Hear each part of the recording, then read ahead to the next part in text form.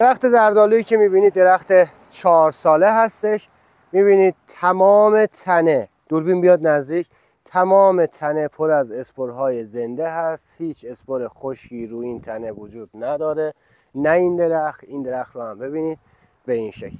حالا یه دوتا تکنیک رو هم تو این پست به شما هدیه میدم. ببینید اینها رو تو هرس سبز اومدیم با یک تقریبا 15 سانت سربرداری کردیم و زمانش هم تو اول تیر ماه بوده. بعد از اون دیگه نرک تولید نکرده، همه تبدیل به اسپور شدن.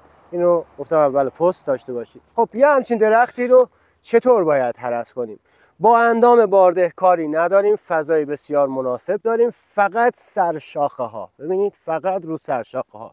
اگر جایی چنین 2 شاخگی 3 شاخگی دارین، حذف میکنین 2 شاخگی رو و یک سربرداری مجدد انجام میدین که این هم تماما به این شکل تبدیل به سیخک بشه و به شما بار بده.